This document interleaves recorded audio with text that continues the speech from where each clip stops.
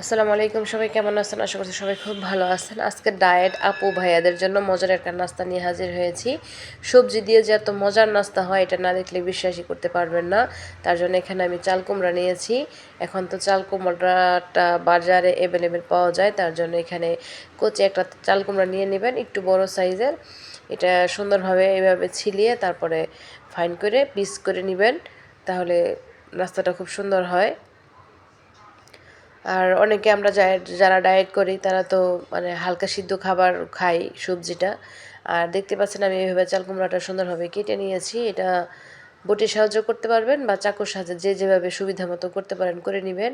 করে এখানে আমি লবণ এবং পানি দিয়ে ভিজিয়ে রেখেছিলাম 2 ঘন্টা, মানে ভিজিয়ে রাখতে দিলাম। এটা ভিজতে দিব এখন। আর ওইদিকে একটা পুর রেডি করে নিব ডিম দিয়ে। আর এখানে একটা প্যান বসিয়ে দিলাম, তেল, পেঁয়াজ এবং কাঁচামরিচ দিয়ে নিলাম, আর সাথে দিয়ে নিব এটা ভাজা হলে এখানে 2টো ডিম দিয়ে নিব আমি। ডিমটা দিয়েই আমি এই নাস্তাটা রেডি করব।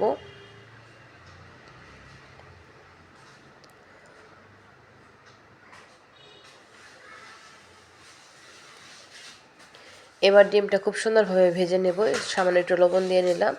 এখানে আপনারা অন্যান্য মশলা দিতে পারেন।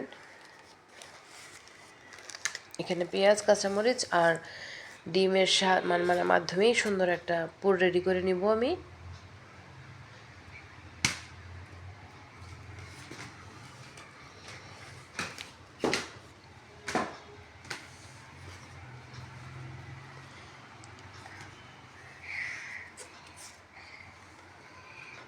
এবার ডিমটা মোটামুটি ভাজা হয়ে আসলে তারপরে এখানে নামিয়ে ফেলবো।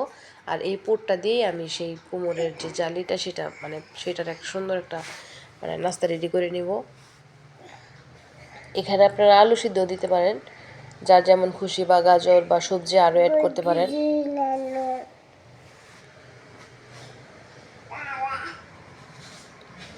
এবার আমি ডিমটা নামিয়ে নিব, খুব সুন্দরভাবে ভাজা হয়ে গিয়েছে। এবার যে কুমড়োটা আমি সুন্দরভাবে লবণ এবং পানি দিয়ে ভিজিয়ে রেখেছিলাম, দেখতে পাচ্ছেন কতটা নরম এবং সফট হয়ে গিয়েছে। এবার আমি সেই ডিমের পুরটা এখানে দিয়ে নিব। এটা আমি যেমন খুশি তেমন সাইজে করে নিতে পারবো এখন। এবার যে ডিমটা আমি রেডি করে রেখেছিলাম সেই পুরটা এখানে দিয়ে নিচ্ছি।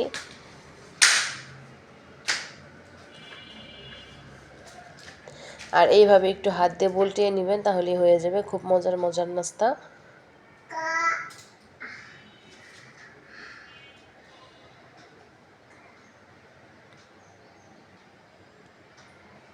এভাবে একটু টুথপিকের সাহায্যে একটু বল্টিয়ে দিবেন, তাহলে খুব সুন্দরভাবে আটকে থাকবে।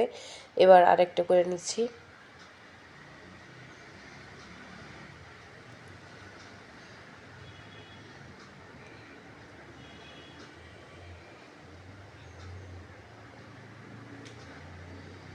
এবার এইভাবে একটু বল্টে নিলে হয়ে যাবে।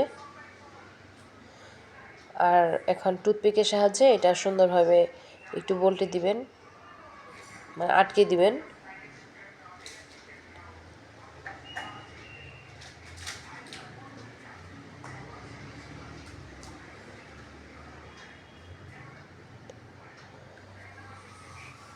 এবার আরেকটা দিয়ে নেব।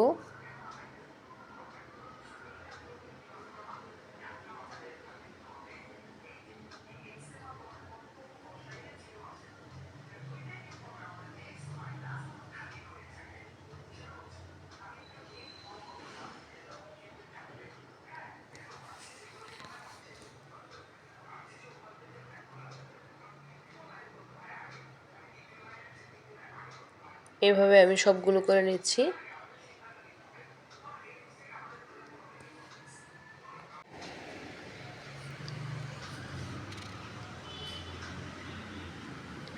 যারা ভিডিও দেখতে দেখতে ভিডিওর এই পর্যায়ে চলে আসছেন, প্লিজ একটা লাইক দিন।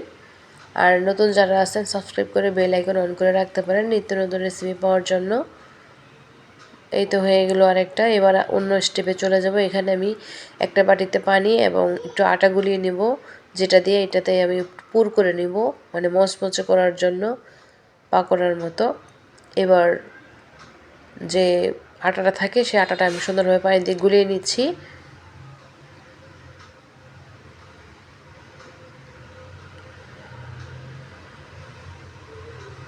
এবার এখানে স্বাদমতো লবণ দিয়ে নিলাম, একটু ঝাল করার জন্য শুকনো মরিচ গুঁড়ো দিয়ে নিব। আপনারা চাইলে অন্যান্য মশলা অ্যাড করতে পারেন। আর এখানে আমি শুধু একটু চাট মশলা দিব আর শুকনো মরিচ গুঁড়ো দিব, তাহলে খেতে ভালো লাগবে। এবার সবগুলো উপকরণ ভালোভাবে মিশিয়ে নিব। ব্যাটারটা অবশ্যই দেখতে পাচ্ছেন কতটুকু হয়েছে, না ঘন না পাতলা একটা ব্যাটার হবে। আমরা পাকোড়া করার জন্য যেরকম একটা ব্যাটার করি সেটা করে নিয়েছি। এবার সেই জালি যেটা আমি রেডি করে রেখেছিলাম জালি কুমড়া দিয়ে, ওটা এখন এটাতে আমি কুট করে নিব। আর এতে কুট করে নেওয়ার কারণে কি হবে, নাস্তাটা খুবই ক্রিস্পি হবে, খেতে ভালো লাগবে, খুবই মজা হয় এই নাস্তাটা, ট্রাই করে দেখতে পারেন। এবার একটা প্যান বসিয়ে দিলাম, প্যানে আগে তেল দিয়ে নিলাম, আর তেলটা গরম হওয়ার পর আমি নাস্তাগুলো দিয়ে নিলাম এক এক করে। এবার উল্টে পাল্টে খুব সুন্দরভাবে ভেজে নিব।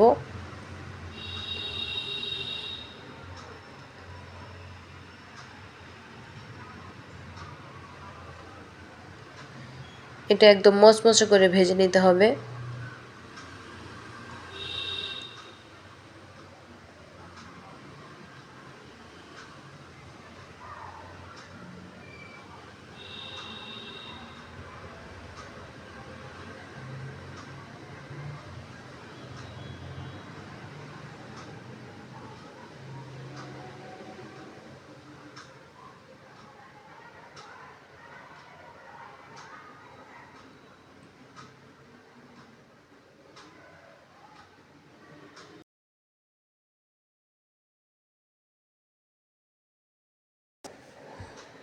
এটা মচমচে করে একদম লাল লাল করে ভেজে নেব, তাহলে খেতে ভালো লাগবে।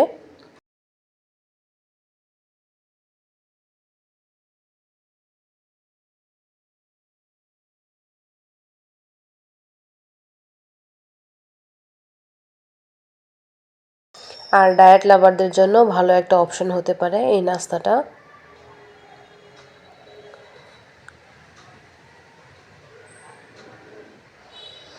আর বাজার থেকে দামি দামি নাস্তা না কিনে যদি ঘরে স্বাস্থ্যসম্মত নাস্তা করে খাওয়া যায় তাহলে তো অনেকটাই ভালো হয়।